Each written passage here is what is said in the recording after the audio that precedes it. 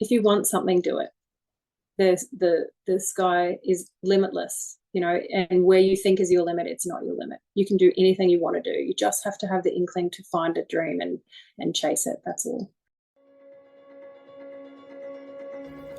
Welcome to the Mindset for Runners podcast, helping you to access and unlock your true potential as an athlete.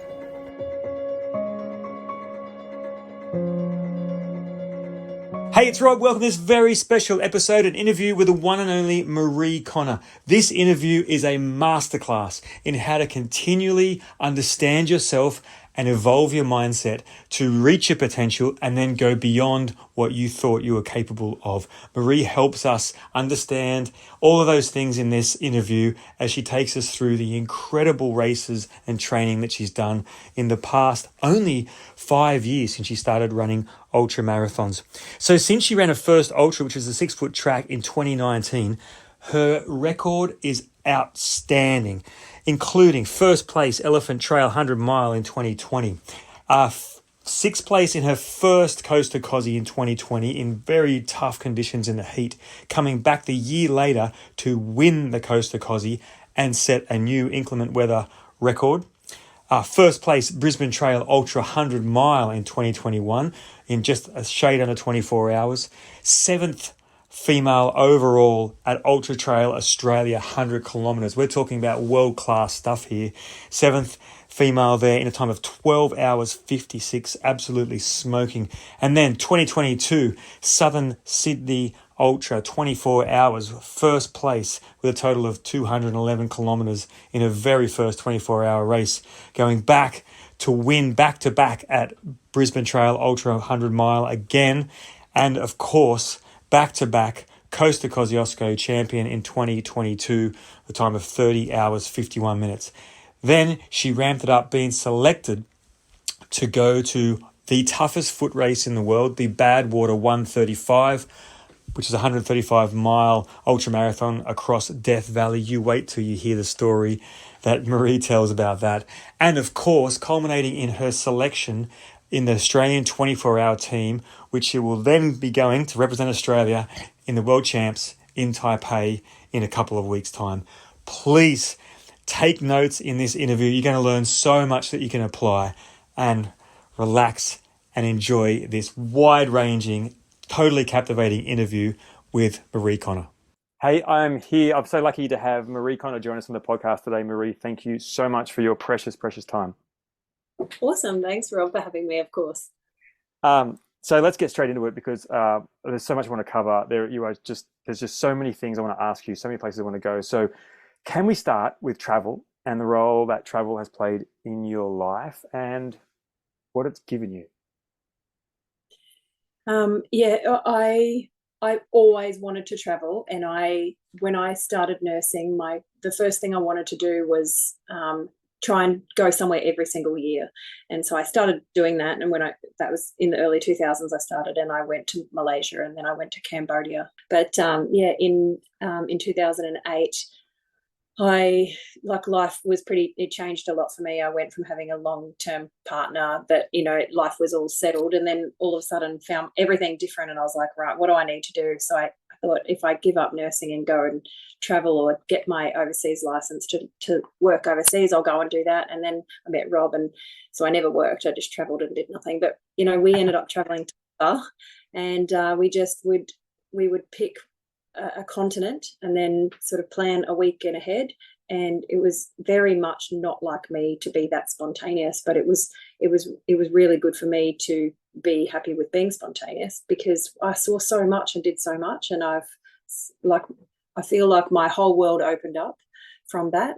So my parents are both Australian, but my dad's side of the family are Dutch. So all of his side of the family, they all live in Holland, and it was excellent getting over there and meeting them and learning about that side of the family of culture as well, which is really good. I know where a lot of my traits come from. To say that you've seen a lot, done a lot, is an understatement, because can you talk about the countries that you've visited and the length of time you were there? Oh, yeah. So obviously, as I said before, I started traveling independently or, by myself in the early 2000s, and I did travel a lot. by myself. But in that 3 years that I went traveling with Rob, he's now my husband, of course, 15 years now, not married 15 years, but together 15 years, we did a lot of different continents. So I've done all the way from the bottom of South Africa up through, all through Africa, out of Ethiopia and up through the Middle East and out of Turkey. And that took us just over 9 months. And then we've also done Europe. So hired a car and drove all the way through Europe, all the way down to Italy has the boot. And then, we drove down to the very bottom of that and then went to Sicily and then across on the ferry over to Dubrovnik and in Croatia, and then drove up all that side and back to Holland, into the UK. I also did France and Spain and everything over there. And then what else have we done? Oh, Central and South America. So we flew into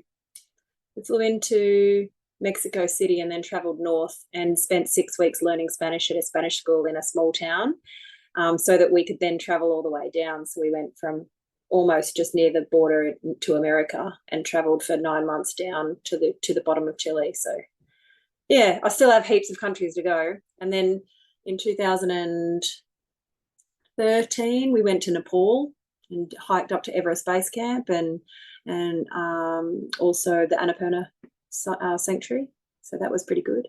And then since then, I've done also a lot of all the way through New Zealand, top and bottom. Yeah, heaps of places. I think I've done 74 countries now. Oh, and then if you count the States, because I just went across to the States, even though I only went to one small part of it, I have to add that too now. So I think it's like 75 countries now out of 195. So I'm going to rack them all up because I'm off to Taiwan too in 2 weeks too. So there's another. We'll get to that later in the interview. But you mentioned before that you would be more, as you would describe, like a controlled person who's planned and likes everything in all the ducks to be lined up. But then this travel was really spontaneous. How did you kind of deal with that, and did it open up a side of you to help you grow? Yeah, very type A generally. And as I said, I think that comes from my family, my upbringing, my dad. We're all a little bit like that. I've got lots of sisters and a brother. And then, I forgot to mention before too, we worked in the Solomon Islands. And sometimes, so we did that for 9 months. I'm a nurse, my husband's a paramedic. And sometimes you can't control everything. And I had to, it's about, I guess I either would flourish in a situation or not. And sometimes you have to go through not flourishing in a situation to understand that there's more than one way to skin a cat. And so for me, I would always, all my early travel was very structured and very, I knew exactly what I was going to do, where I was going, where I was staying, and everything was sort of lined up before I left. And then by the time I started traveling in 2008 with Rob, we had the bones of it organized, but the rest wasn't. And actually it didn't bother me. It was really interesting. It's such a growth to be able to be like that. I'm a lot more flexible and can jump between the two these days, whereas yes, I never ever could before. I think I had quite a very I was a little bit obsessive compulsive, more compulsive than obsessive, but like even to go to school this is probably too much. See, I told you I talk too much, Rob. I would get up, I would set myself the night before what I had to do, the steps before I had to leave to school to arrive at a certain time. And then I would type back all the times, 4 minutes to do this, 3 minutes to do that. Okay, so then I'd have to put my alarm on at that time. And then there was no room for error. I was, you would get up, you would do this, you would do that, make the bed, get dressed, leave at that exact time. And I couldn't handle being outside of that structure. And when I realized that I was very like that, maybe it was through nursing and learning and learning about mental health and other things within specialties in nursing, I realized that I probably need to push myself outside that. So I would then go, all right, today I'm not going to make the bed. And I would struggle with that really. I would struggle really bad, don't make the bed. And then so now I purposely don't make the bed a couple of times a week, and it has to be a random day. So it's kind of structured, unstructured, but it's how I get away with knowing that I am in control, or I have the power to let things go if I want. So it's like I I'm still controlling. There you go. I'm still No, type it's A. really That's good. It's really good. Tell me how that helps you prepare for races and in races.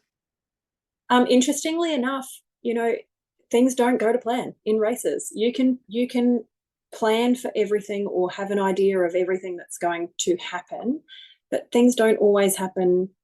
I guess a long way round, because a lot of my learning is a long way round, and it's taken a couple of years to get to them. And I don't articulate myself very well generally. I have a lot of processes in place, and it's not until someone will, ask me or talk about it, and then 5 minutes later I'll say, "Oh, I probably could have answered that in one sentence." So I think it does help, because in my mind, say you pick a race like Kosci, so many things can go wrong in that race. And while I'm going through my training for that race, my mind just thinks, okay, so if it's raining, what am I going to do? Or if this happens, what am I going to do? So it's almost like I've pre-prepared myself for a bunch of things that will probably go wrong.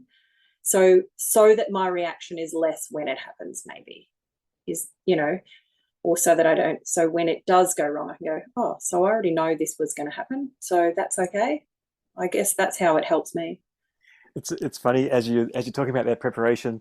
In 2021, Coast to Cosy, you ran past me wearing a shower cap.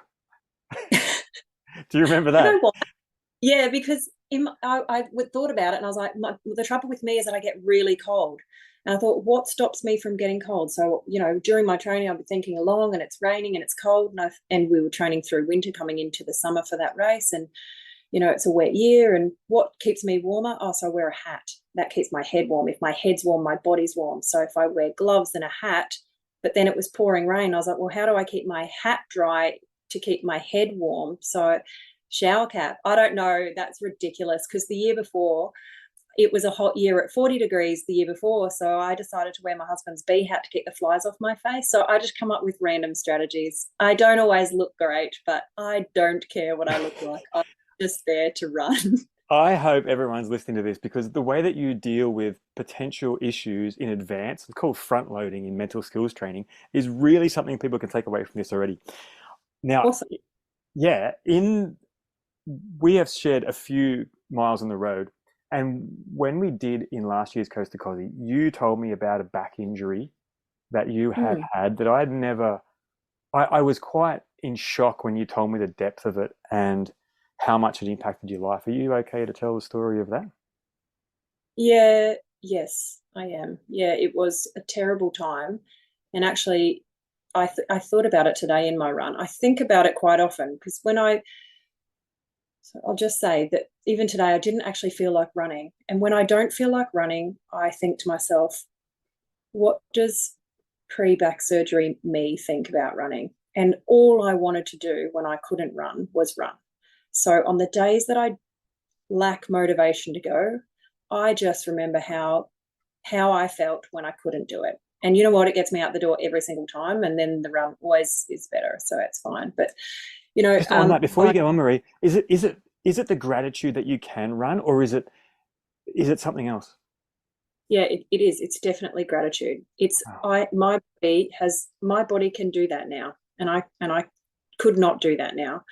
I've always been active and able to move and able to do things. And I used to always say that, like, movement clears the active mind, or like, it settles me down, or it makes me a better person. That's what I've always said. But what I didn't realize is it gives me time to be less reactive, and it gives me time to myself, and it gives me space, and that's why it makes me a better person. So I wasn't wow. ever really able to articulate that, but that's why I like doing it. So when I was stuck with a injured body that couldn't move and couldn't do anything, so my brain was frustrated and I was frustrated, and I took that out on absolutely everybody else, and it was nobody else's problem but my own. But it's because I had no outlet, but I couldn't understand why I needed an outlet at the time. So it's a lot of growth mentally and physically since that time. But there was no particular injury, like, as such. It was obviously just a degeneration of my physical ability, perhaps, and nothing really made it happen. But spontaneously, it was after hiking the Three Capes track in Tassie with Rob, and driving home from Melbourne after we picked the children up. And when we got home, I struggled to get out of the car, and I had, I thought it was sciatic pain, and I was just like, oh gosh, what's all this? And it was probably 20 years of working as a nurse. I don't know. I'm pretty careful generally, and I've always been active, but not anywhere extreme. So I sort of had this pain, and it was so bad to the point where the pain was so bad that it made me a bad person, because I was, as I said, I was so frustrated and angry about everything because I couldn't do anything. And yeah, it was like it was really bad. And this, it was the worst time of my life. And if you want to know what rock bottom is, you should have seen me in that time. That was, I was telling someone the other day, I used to wear jeans to bed so that I could put my hands through the belt holes to roll myself over, because I couldn't roll over in bed. And I had a 1-year-old at the time and couldn't get her out of the cot. And, you can picture a mother standing by the cot with a crying baby. I was just crying because I couldn't pick her up because of the pain. And so it's just you can just imagine this horrible scene of everybody crying, and Rob was at work and I'm at home by myself and I can't pick up a baby, and so I feel useless and hopeless. And yeah, it was just a very bad time. Anyway, 6 months worth of trying everything that I could think of.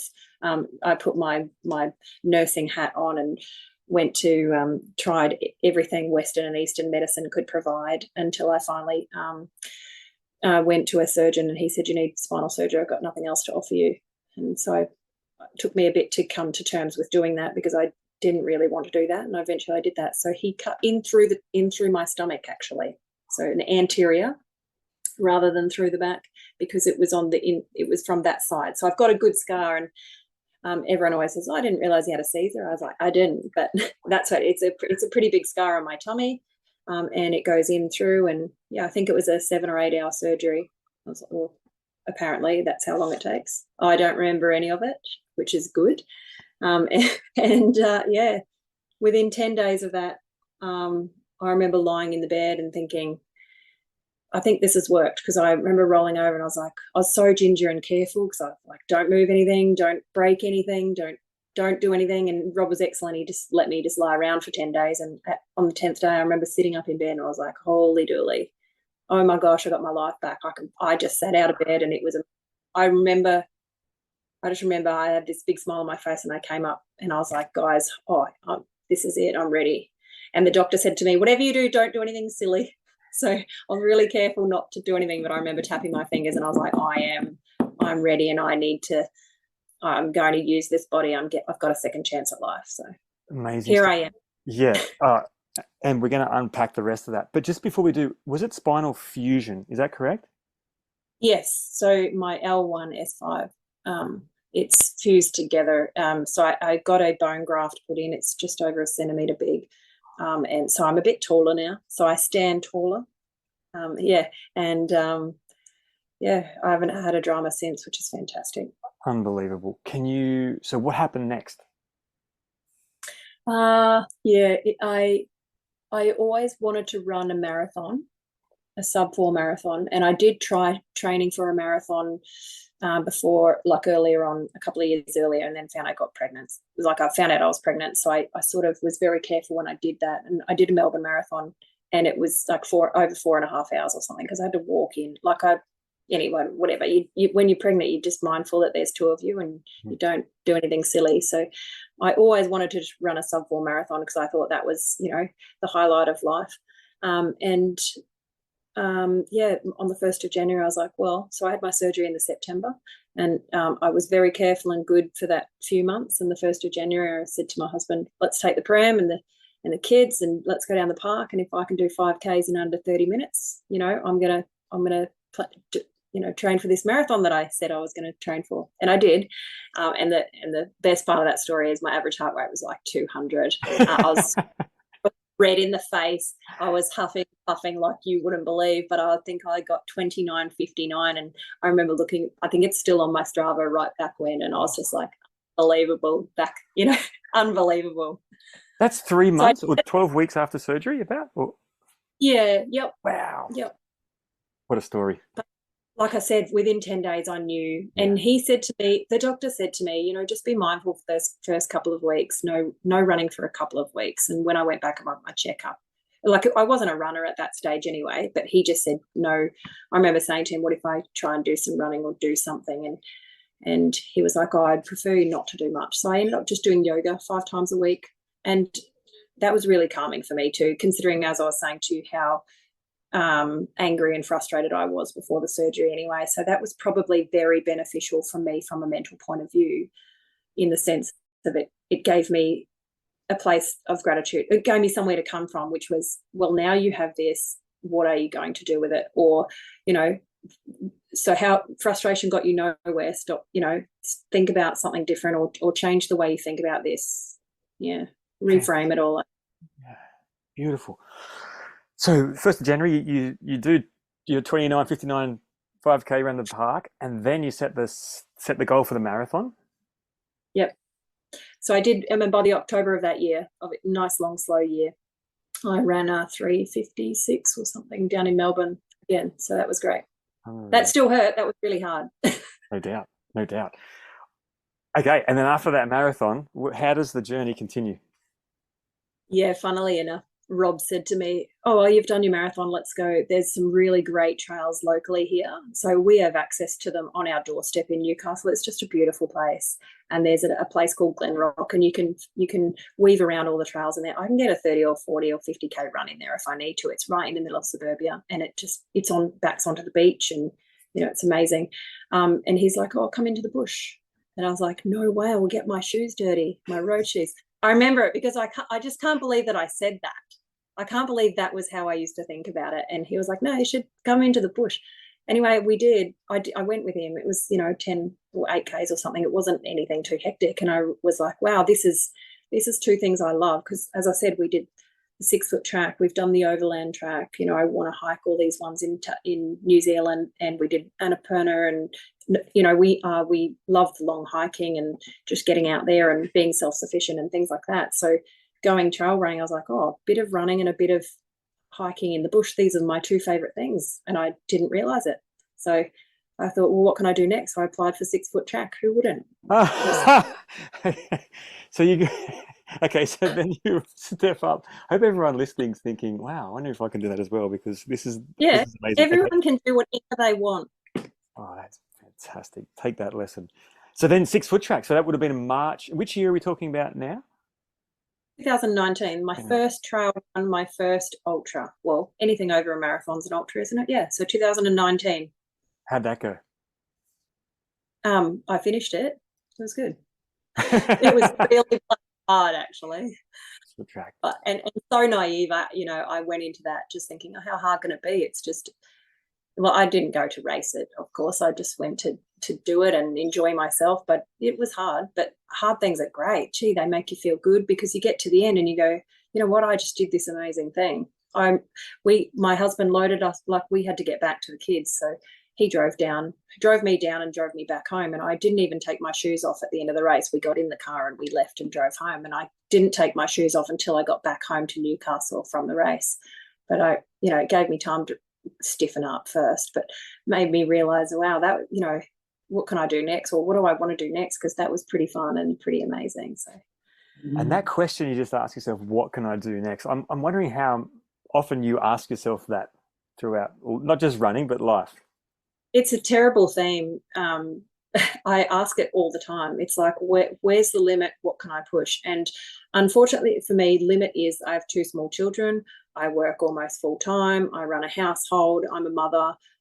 I've got all of these limitations. So those are things that I don't necessarily want to change. So when I ask myself those questions, it's about what can I do within the constraints of those things, so training a little more, or running a longer race, or trying to tie in a family holiday with a race. I get in trouble a little bit. I do get 100% support in everything that I do, but I do get asked the question, oh, can't we just go on holidays without it being about you running and then not? It's lovely to hear how your values are so clear, and how you don't want to compromise one value too much with another. But it's a lot of runners have that same kind of when you're talking about getting in the car after 6 foot track to go back to get your girls, how old were your girls? Oh, at Yeah, 2 and 3. 2 and 3, Yeah, and you managed to recover from spinal surgery, have a full-time job, and do all of those things, and train and finish your first ultra. yeah, I did a lot of, yes, and yes, sorry. I'm trying to be more aware of celebrating things like that for myself, because I find I get to the end of something, or I hear you say that, and that is a remarkable thing, and I brush over it and I look for something else. And I'm trying to be more aware of celebrating things like that. And yes, it was really difficult, and but also extremely rewarding, which is why I do it. A lot of the training is done pushing children in prams round and round, or, doing things, or, it's like now my timetable revolves around school drop off and school pickup. So I drop the children, I do my run, I come home, I shower, and I pick them up. That's how I train. I never train the weekends. It's always only Monday to Friday. And I want to make sure I want my family to know they are the priority, but running is very close. Very close. I love it. Big smile on your face as you say it. Maree, there's so many of your races that we can talk about. Brisbane Trail Ultra, 2 first-place Mm. finishes. Coast to Kosci, 3-time finisher, 2-time winner, including setting a new record for the inclement weather. Mhm. Southern Sydney Ultra, Ultra Trail Australia, where that was your first 100K, and then you came back a few years later and absolutely smoked it, finishing seventh place, and a sub 13-hour finish there. We haven't even mentioned the big ones, which I really want to get to next. Before we get to Badwater and representing Australia, can you take us to a couple of those races and some special moments that made them special for you? Um, I I I don't like racing. I like the process of the training, to be honest. It's why I only race twice a year, more or less. And I know it's beneficial for people to race a lot more than that. But well, like, I don't have the time to do it, but I just love the training and feeling what the training does for me. Brisbane Trail Ultra, I found it because it's a really difficult 100-mile race, and there's almost 9,000 meters of elevation. So in my mind, I was like, far out, that is stinking hard. I need to have a go and see what happens. And then when I grew up in Brisbane as well, so it was really nice to kind of be able to go home, and my sister helped crew for me, and my dad was there and he helped look after the children. So it was really, and my mum, so it was really nice, kind of brought the family into it, which is lovely. But I didn't grow up in the area where that race is, but I know a lot of the places, which was really good. And then doing that run, yep. You asked what, going back to fun things, about that race was really difficult. And I think having only, hadn't done a lot of long stuff before that, or hadn't done a lot of, you get to this point in a race where it doesn't turn bad, but it turns difficult.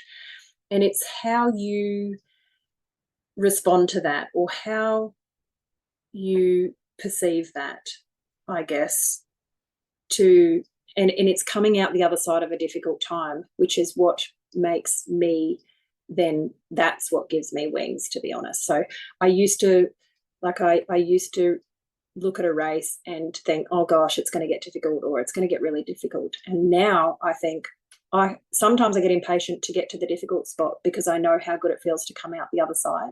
And you don't really know that feeling until you go there and you do that thing where you have to go through that really difficult thing and come out the other side. And it's like a rebirth that sounds ridiculous, but it's like you come out and you go, oh, I can do this. That was amazing. I can't believe that I pushed through that, or improved my limit of what I thought I could achieve, or, and breaking the course record in Brisbane that first year, I knocked nearly 5 hours off that course record. That was not my intention. My intention at that race, I try not to compare myself with anybody else or think about anybody else, because that makes me really unhappy. Because as soon as I do that, I can find 1,000 flaws of why I'm not better than somebody else, or why this person's amazing and I'm nowhere near them, or this or that. Whereas when I compare myself with what I think I can do, or what I did there last time, or what, how I can change this for myself, I feel very confident doing, like, comparing myself to myself. And so I went in there going, well, I'm racing 10 or so other women. There's 50 of us in the race. What can I do is do the best that I can at the time. And if that brings me fruit at the end, then that's what happens. And that's what did happen. I absolutely blitzed that race, but I had a ball doing it. And I run most of the time with a smile on my face, except for in those really tough bits when you go, yeah, this is really bad. And I don't know why I'm here right now. And then some little input comes in and says, you love this. And I go, yeah, actually, I really do. So. God, that's a beautiful little story. Can you take us to a specific tough moment in a race where it has been tough and you have had that input and then you've had that rebirth, as you say?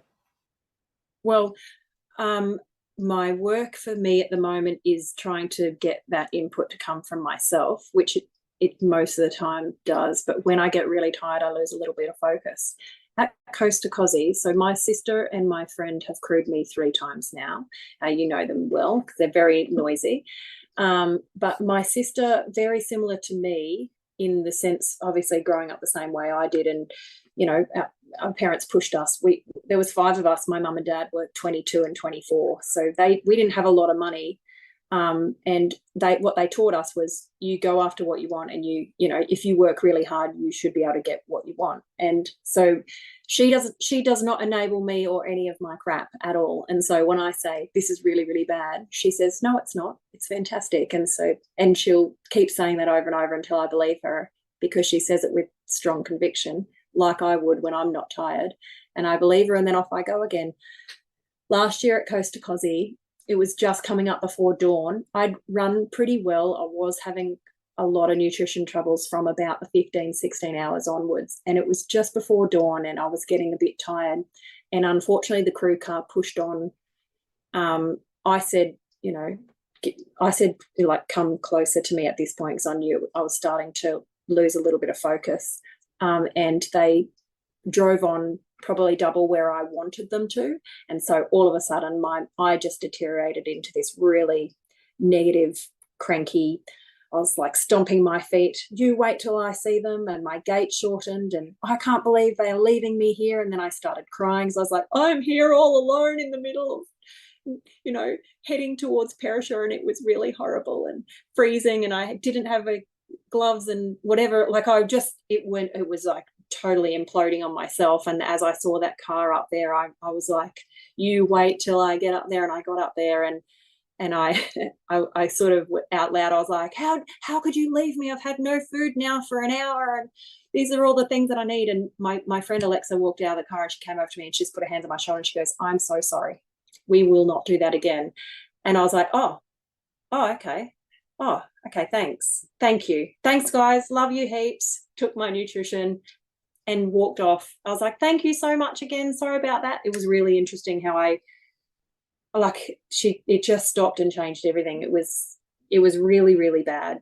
I remember thinking bad for that 20 minutes waiting to come across the car, and it was, in an instance, it was turned around, which is really good. Maybe says a little bit about me, but what I want to do is to be able to stop that before I get to that point, or have a trigger that I can pull myself out rather than relying on somebody else. So, interesting. It's a beautiful story of how quickly you can change your mindset given the right input, as you said. Yeah. Great story. Based on that, are you aware of your inner critic or negative self-talk? Yeah, I think I'm a bit of a perfectionist. So it can be positive and it can be negative. I know I want it. I try to quietly achieve the things. I'm not someone who puts out my goals to the universe, and I'm not someone who, posts a lot on social media. And I kind of just dig in and do the work at home and get things done. And my results speak for the dedication that I have in my training, I guess. And that's why I've come from nowhere. Nobody really knows who I am and who's this person, in 4 years turning up onto the world stage, which is amazing. But that's all just, hard work that I'm putting in myself. But that is, fear of judgment and all of these other things, I guess. So that's the negative side of it. The positive side of it is, when it is a hard day and I've had a hard day at work and I don't want to train, the perfectionist in me says, well, you know what, you don't miss a day because this is what the plan says, so go and do the plan. So it has allowed me to be consistent and have dedication when motivation is not there. So I'm aware of it.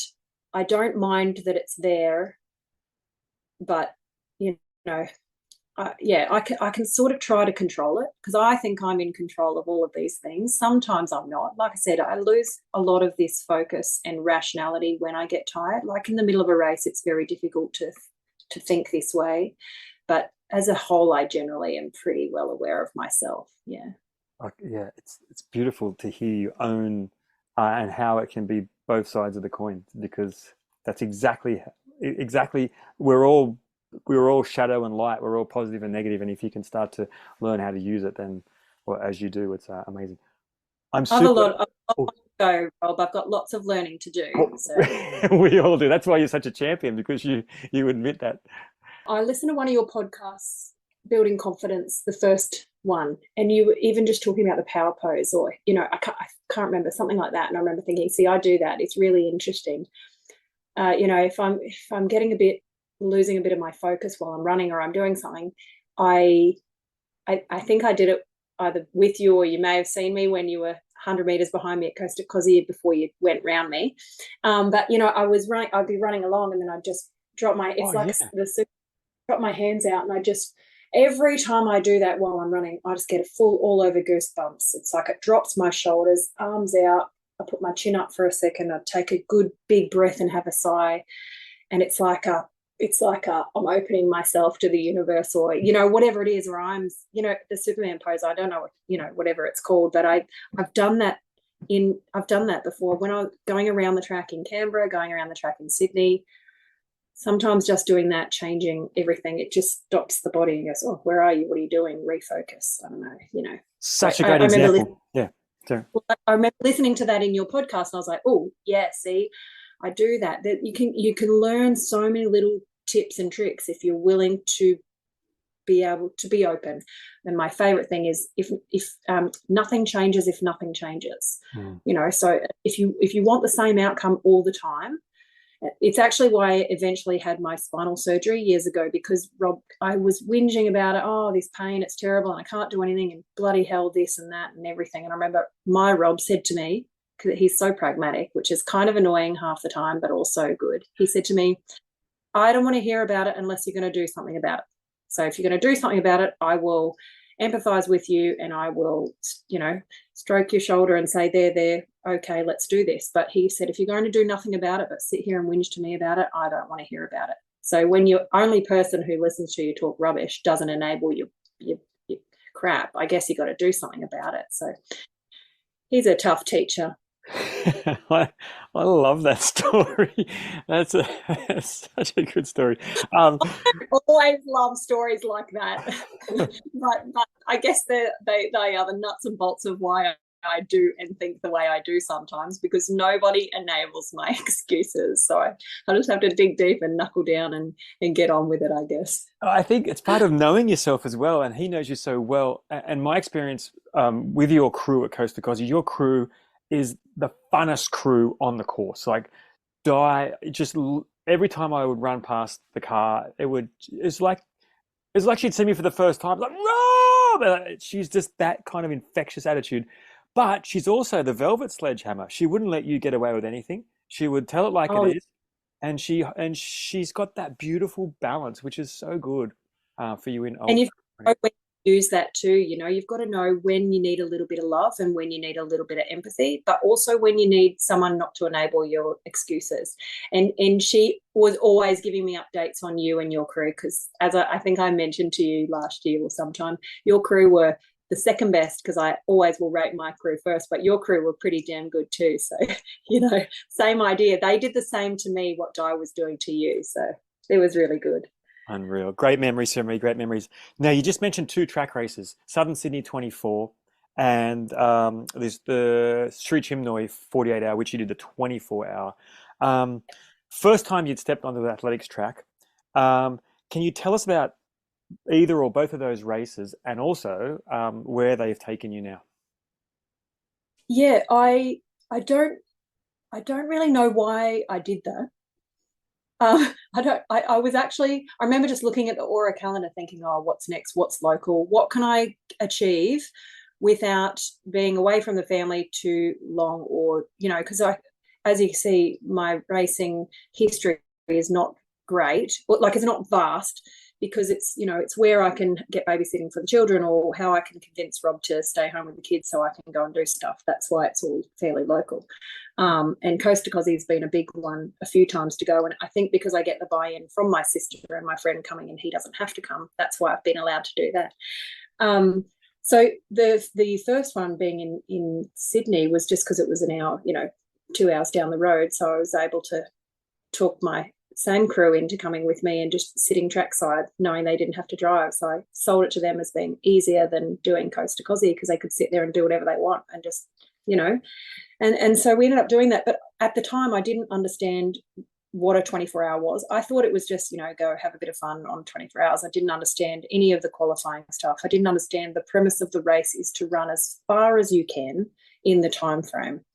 And I went down there, I set my sights on running 200 kilometres because I thought that was really reasonable, but also outside my scope, having never, done something at that, and also I'd never even been on athletics track. Even as a kid, I grew up in towns where we had grass tracks. We didn't have athletics tracks. And as an adult, I'm not an athletics person. I'm not a sprinter. I've never done anything like that. So feeling the turf for the first time was when I started the race, which was really kind of cool as well. And that's what made me choose that and why I decided to do that. And I surprised myself because running 2:11 at my very first 24-hour, John Pearson, you might know, John was on the course doing the 48-hour at the time, and it was coming up to the 23rd hour, and I was sort of walking. He was jog walking. He was at the 42-hour mark of his long race. He'd had a couple of days and he was tired, but we got chatting because we met each other at Coast to Kosci as well. And so, there's always that family connection or history. And he said, you should not be walking with me. You should be running. And I said, but what do you mean? I hit 200. That's what I came for. I wanted to be 200 Ks. And he said, yeah, but the idea is to get as further as you can. And I didn't really know what he meant. I didn't really think about it, but I finished the race beautifully in first place by 15 kilometres or something, and taking out the Aura Champion of the Year, which was lovely and very awesome. And it was after that I did a little bit of research into what he had said to me to say, and I thought, oh, so the idea is actually run further than that, or to do whatever. So I ended up picking up a B qualifier for the national team at that race because that's over 200 Ks. Which I also didn't know what any of that meant at the time. So that was in 2022. So having then done a little bit of research about that, I thought, oh, well, maybe I should have another go and see if I can either beat myself or do better than that, or actually if I know that I walked for the last couple of hours, there is capacity in there for me to be better for myself. What can I do? So I, as with everything, I analyze what I can do and what's controllable from my point of view and what I can change and what I can fix, because a lot of things are not controllable. And if you give them space and time, they will take over your entire brain, like the weather. I can't control the weather. I don't let it bother me. So I just come up with a strategy of how I can, mentally get through that or whatever. So if it's hot or it's cold, whatever. And so I thought, well, I walked the last couple of hours. I should at least be able to do, 215 or 220. So I went down to Canberra with the plan to try and do better. And my crew couldn't come with me this time, unfortunately. And so, and that was my undoing this time, is that, I had one friend with me, and I said to her, go to sleep between 12 a.m. and 6 a.m. because I'll just I can manage it myself, which of course I could not manage it myself. And I came out with only being 1 kilometre better in the qualifier. But so I know there's capacity for me to do better because I can see the bits that are in my control to do better at. But, every race day is different. And I still won that race as well, if that's, what the outcome. I don't focus on outcomes, or, I choose a goal to give me something that's outside my scope. So I've always got something to strive for, because I do better with something to look, or, something to give me perspective, perhaps. But really the process is where I thrive. I just love training. I would be happy if I never raced again. And if someone just kept moving my benchmark, and said, you have to train for this race this year. Oh, that got cancelled. We'll train for it next year. I guess I probably would never be unhappy if that ever happened to me, because I don't necessarily love racing anyway. So, yeah. Is that enough? It's beautiful, because this goal setting, some people get caught up with having to set an outcome goal, which is a performance goal or a time or a place or something. But to hear you so intrinsically motivated, and to be able to articulate and not judge yourself and go with it, that's really, really key part of knowing yourself. Yeah, I think I do like to, if I'm going to do something, I do set myself A, B, C goals for what I want to attain during that race or in that event. Unfortunately, I'm very easily distracted and renegotiate with myself when it gets into those tough times.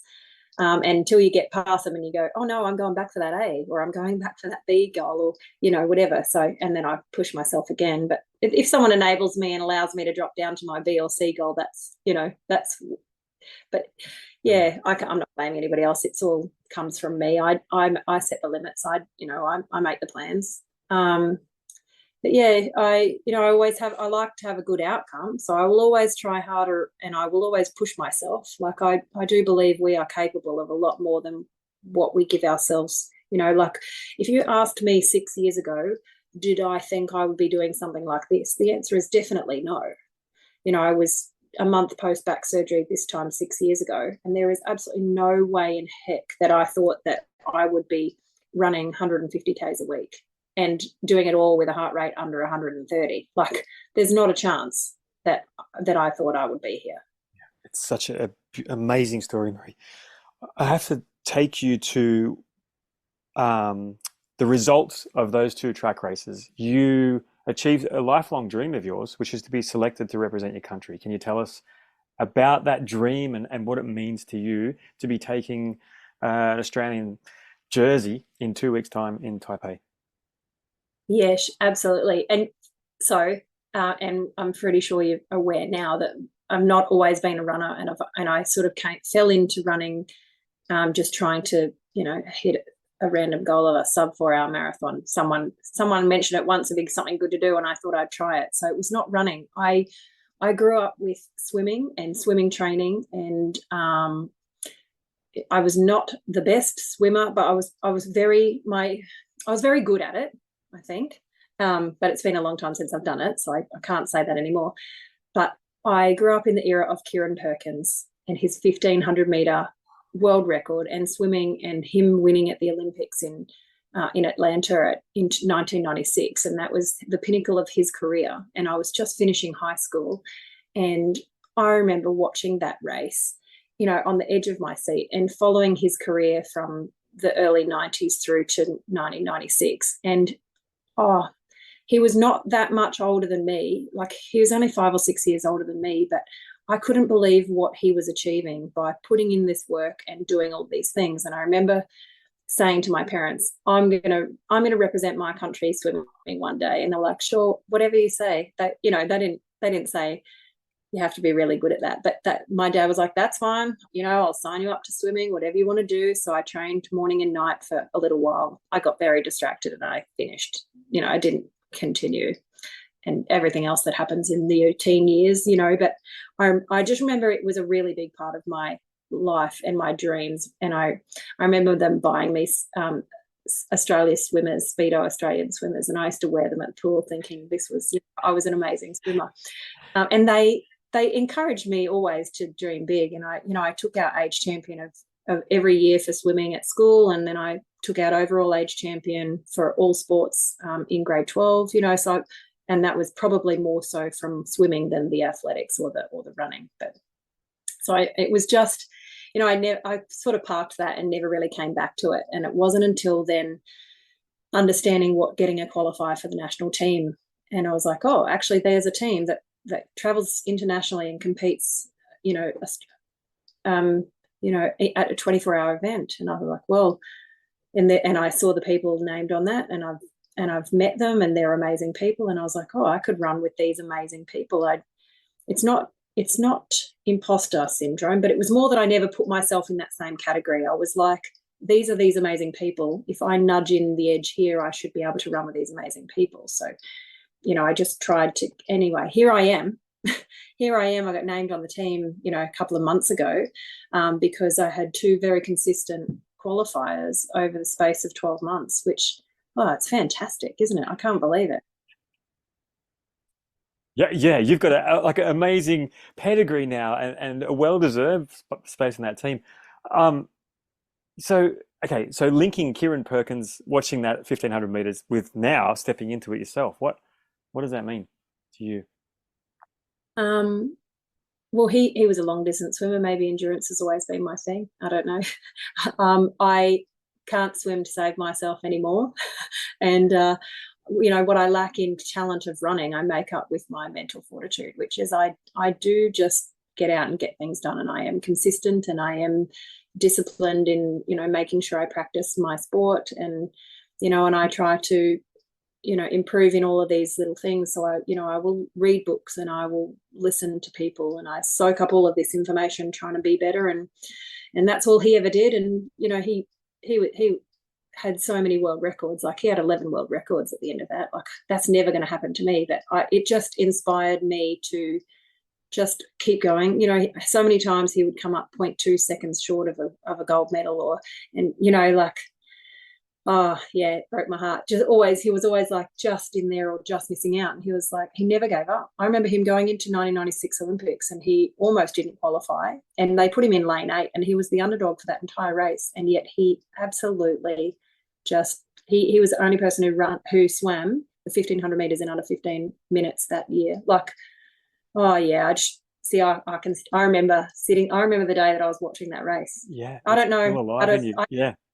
It doesn't translate into what I'm doing now, but I just remember all of those feelings as well. And I remember thinking, wow, to be someone who could do something like that and make people proud, or to make himself proud, I don't know. Like, I run for myself. I don't run for anybody else. I don't talk much. I talk all the time about running, but I don't push my running onto other people. I just want to get out and run because I love running. Talking about your mindset, that always wanting to learn and grow, you have had problems in the past with your nutrition, and that's a part that you've really opened up to new ways of doing things. Can you tell us how you've kind of gone from where you were to fixing it? Yeah, I didn't realize it was such a big problem, actually. Even all the time while I was traveling, I would always get little bits of gastro here. I always grew up thinking I had a cast iron tummy because I eat everything. And it wasn't until Rob said to me, no way, you would get sick no matter which country we're in, you're always sick somewhere. I didn't really ever put that all together, but starting to running, not understanding about nutrition and then learning about nutrition, I've gone from using nutrition that is everything encompassed, things like tailwind and all of those, where they put everything together, to then actually now my journey for nutrition in races is absolutely different. It got worse and worse. I would start getting upset tummy, fairly early on in the race. And the track race in Sydney was probably 12 or 13 hours in, and I went regular stops to the loo. And I just normalized a lot of that and didn't bother about it. And then again, it happened to me at Kosci last year. And again, I just sort of go with the flow. I remember talking to you about it in the middle of the race. We were talking about something else, and I was like, well, I'm going to stop here. And you were like, oh, okay. I was like, yeah, don't worry, whatever. I remember just sort of flicking it away. It was one of those things I'd troubleshoot, when this happens, this is what I'm going to do. I'm not going to get overreactive. I'm just going to go with the flow, quite literally, and that's what I did. And it was at the end of that race where my crew said to me, with my sister, and she said to me, mate, enough is enough. You need to go and sort this out, because we just wasted 3 or 4 hours in that race of you sitting on the roadside. So you didn't do what you wanted to do at that race. And she was disappointed for me, I guess, because my training block last year going into Kosci was fantastic. I was the fittest I'd ever been. I felt really strong and mentally prepared. And, having won the year before, I feel like I could pace that race really well. I knew what to do. And then this, it wasn't a curveball, because I knew it would come. So I didn't react to it. But that's when she said to me, you're sort of accepting this, your bad behavior from your body. You need to fix it. So I ended up I engaged a dietitian, and she stripped my diet back. Basically, she sat and had a good conversation with me for a couple of hours. And when I explained everything to her, because it's in everyday life as well, not just with running. And so she's like, yeah, she pulled my diet right down and said, it's going to be a FODMAP. Something's going on. Let's just put you back to basics. And that took months, actually, because we went right back to basic plain rice. And I would have discussions with her. How do I feel for this race? How do I feel for this race? And we went to plain rice, and I was allowed to use cordial, wasn't allowed to use tailwind or anything. So I fueled the Canberra race on cordial. That was it. And because that was all I was allowed, and until we built up what I was allowed to have. And it turns out that using Up and Go for protein and fueling during races is definitely a no-go, because I'm lactose intolerant. So I was actually just making the problem worse. Wow. But yeah, now I just mostly dairy free, because I've just found it easier rather than just trying to pick and choose what has high and low lactose. And I haven't really noticed it. And because I've now been doing it since January, it's sort of just natural. But yeah, I did the race in July and did not stop once in 27 hours. So, I've had a full, complete turnaround, which is fantastic. This is amazing. And this is where I want to go next. So just for people listening, when Maree and I ran together a lot in Costa Kosci last year, the year before she blitzed past me with a shower cap, but last year, and you would just pull over the side of the road, say, Rob, don't look, and you'd do your business, and then you'd catch up, and then it just became a normal thing, and it happened half dozen times in the space of probably 20 or 30 Ks.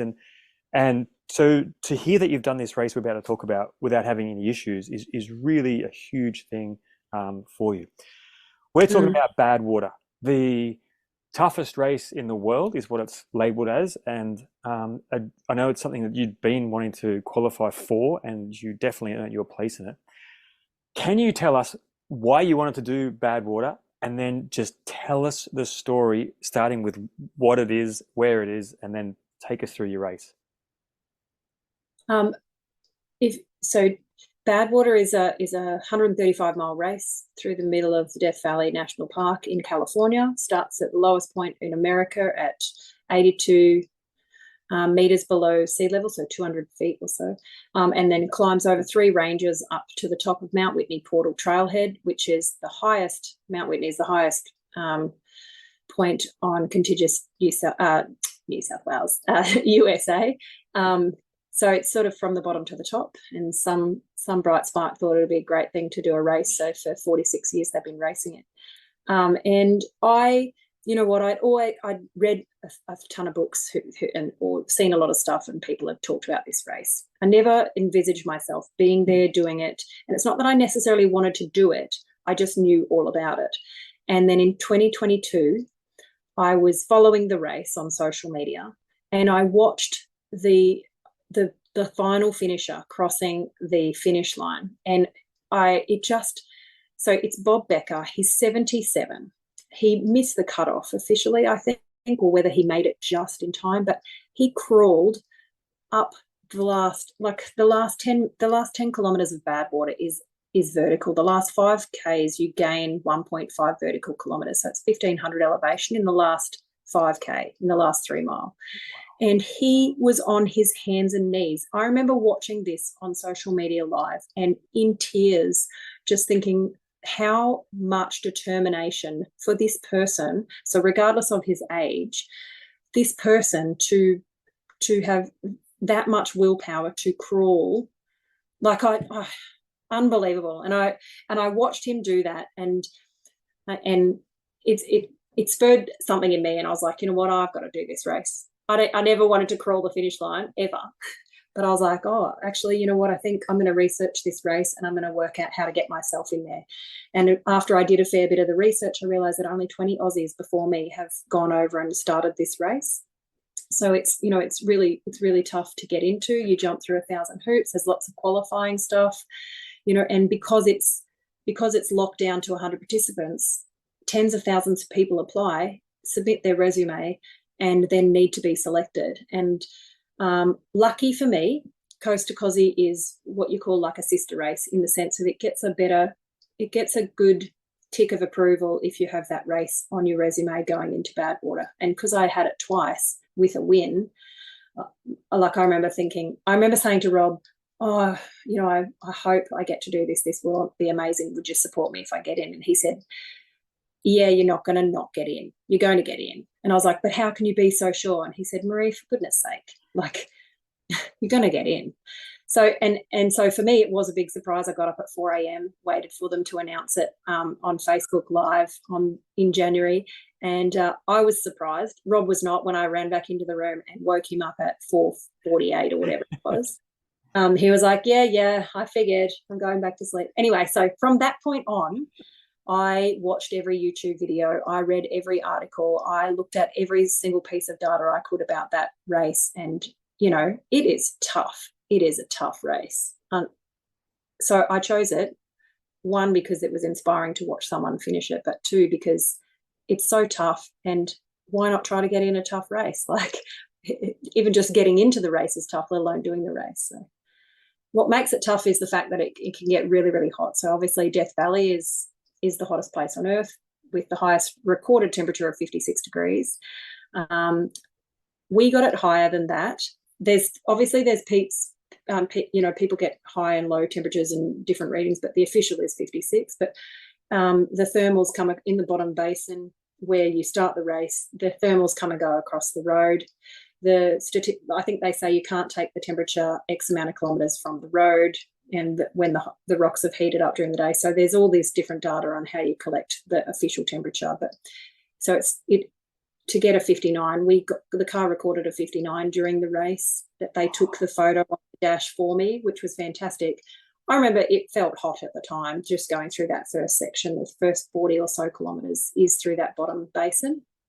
But yeah, it's obviously fleeting temperatures, so they just happen to catch it just prior to 60 degrees. But yeah, it's not the official temperature. This is unbelievable to hear. So how do you maintain like your nutrition? How are you eating? How are you staying cool in those conditions? So I did a lot of work around trying to understand my sweat rate at different temperatures. And in terms of running, I would just put 7 or 8 layers on with a beanie and a buff and a hat and a raincoat over the top to keep it all, you know, smushy in there. And then I would go 30 or 40 Ks and, you know, in the middle of always trained in the middle of the day. So always would leave home at 11:30 when it was the hottest or whatever, and try and run through to the afternoon, whatever it was. I was doing it with multiple layers in the middle of the day. So that was the best I could do coming from winter going into summer over there. Yeah.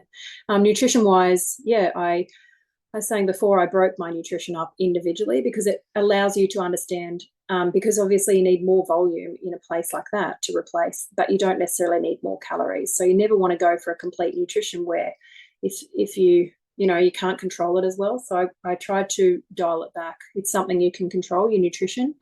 And, you know, being my first race since changing my nutrition plan, I wasn't really sure how it was going to go, but I had practiced and realized I always go off my nutrition towards the end of a race. And so I was very mindful when that did happen. I just smashed it back in when I started feeling unwell. So I remember when I had hit a bad point in that race, and it was at the 90, just after the 90 miles. So what's that, 160 Ks. And I remember feeling really, really bad. And I said to my friend who always does my nutrition, I said to her, how am I going? She said, yeah, you're right on track. You're right where you need to be. And I was like, right, give me 400 calories. Let's go. And I squeezed in 2 gels and a Sprite.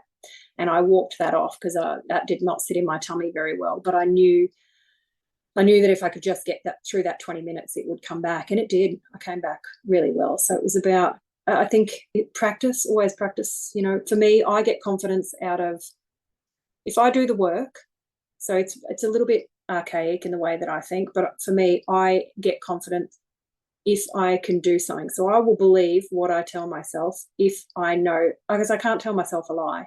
So if I do the work and I can see the results, say my training's getting better and my heart rate's getting lower, my pace is getting quicker, they're the things that are tangible that I can see. And if I see something like that, even if it's the smallest of difference, I will look at it and that builds confidence to me, because then I'll be like, well, I know that I can do that, and I know that I've done that before, so why can't I do it then?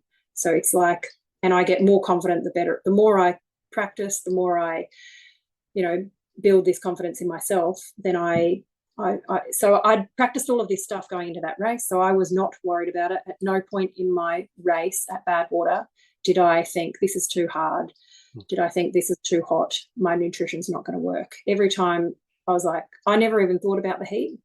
I never muttered a word about the heat, because I have a pretty vivid imagination, so I imagined it was going to be the hottest I'd ever felt in my entire life. And so when I got there, I was like, yeah, it's hot, but east coast of Australia, I'm coming from hot and humid, so that's a really different hot to hot and dry.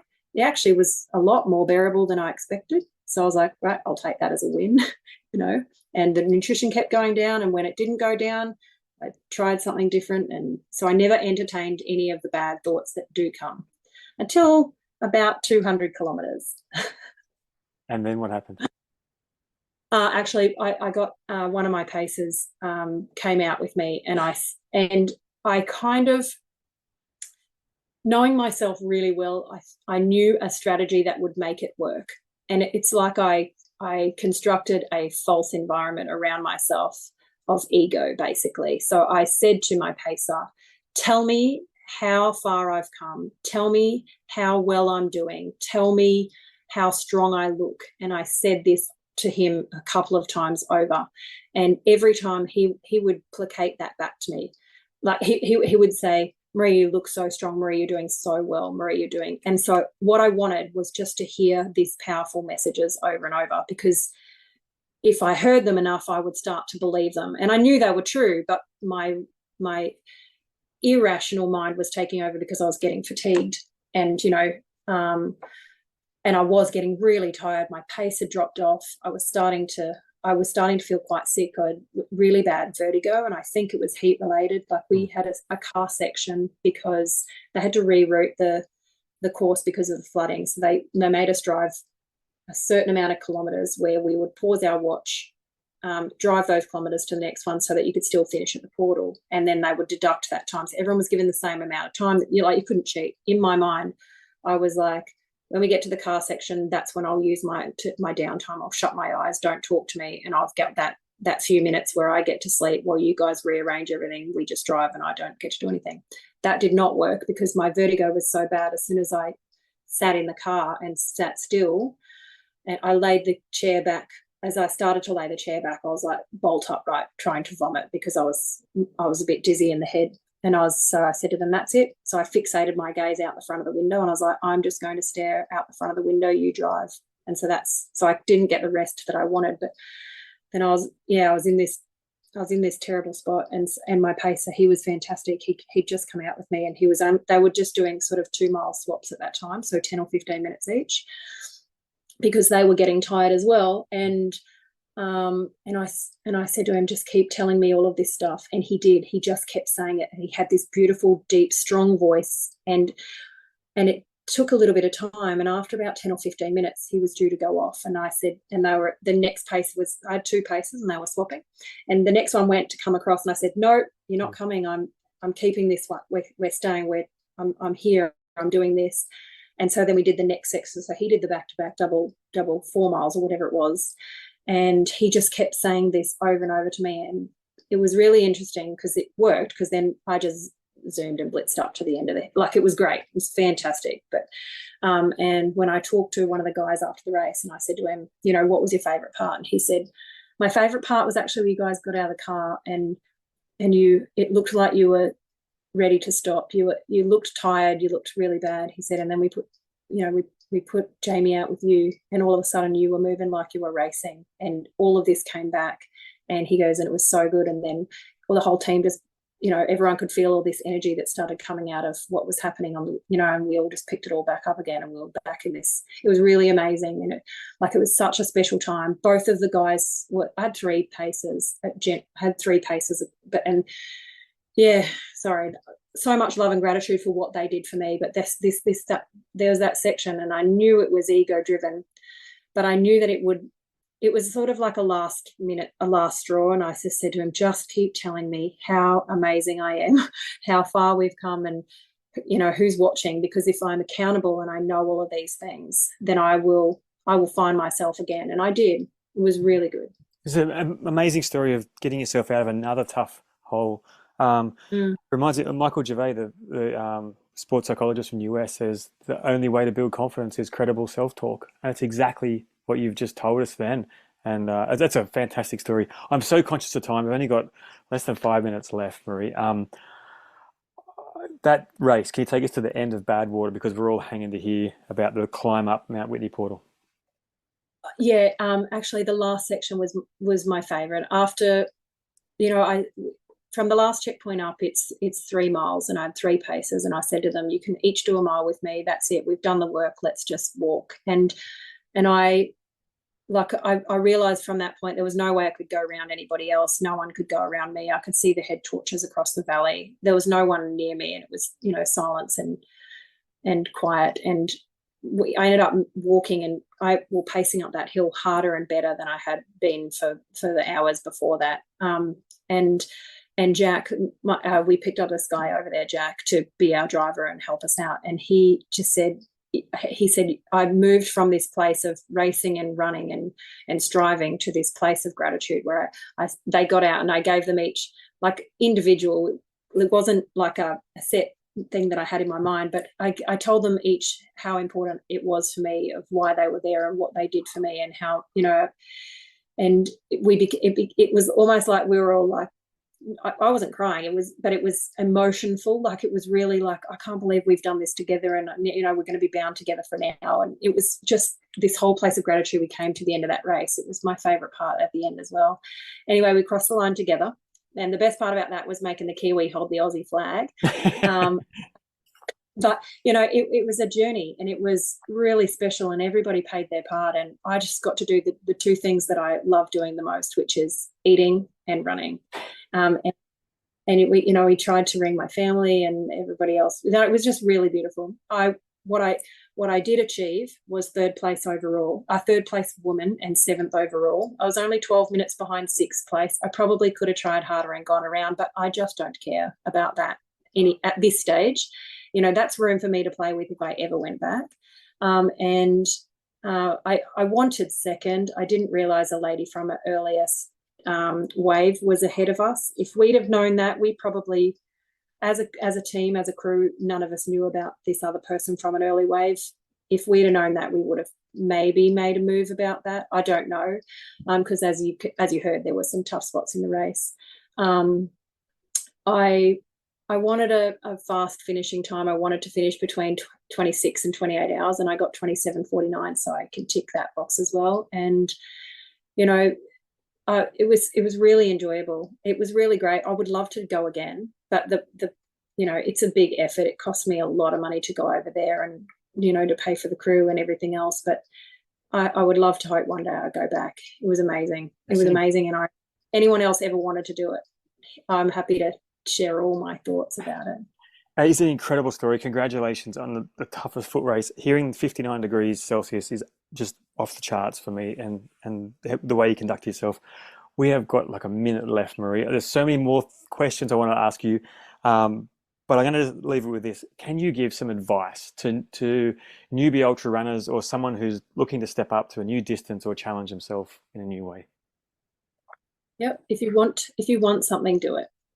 The sky is limitless, and where you think is your limit, it's not your limit. You can do anything you want to do. You just have to have the inkling to find a dream and chase it. That's all.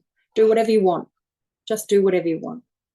You are living testament to that. Thank you so much for your time. Thank you for sharing the way you do. You do not talk too much. We need this to go on for 4 episodes. I absolutely adore you, and I've been so grateful to run with you and be a small part of your journey. And I can't wait to see what you do on that track in 2 weeks' time. I will be following all day, all night, and cheering you on. Thanks, Rob. Thank you so much. It's so good to talk to you.